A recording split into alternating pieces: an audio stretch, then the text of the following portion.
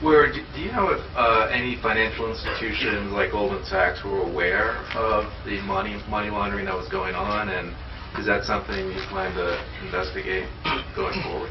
Well, I can tell you that, again, we're focusing now on the tracing of the assets. Leslie, do you want to add anything on any of the entities there?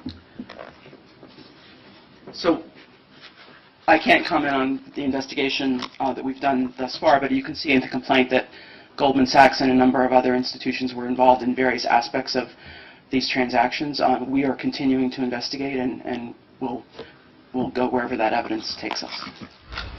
And I promise to stay next to you.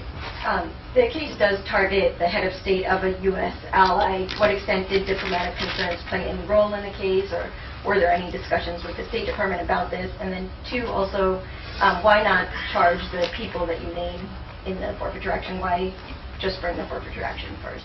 Well, at this point, it's very important for us with respect to forfeiture, when we have the evidence that we can, in fact, seek restraint of assets to move in order to avoid them being further dissipated, sold to someone else, or transferred to someone else that would make it harder for us to actually restrain those assets.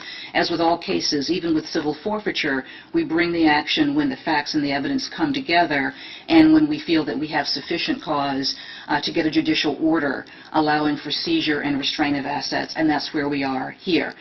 With respect to government officials in Malaysia, I don't have a comment on anyone in particular, except to say that Malaysia does continue to be an ally of ours, particularly in counterterrorism efforts.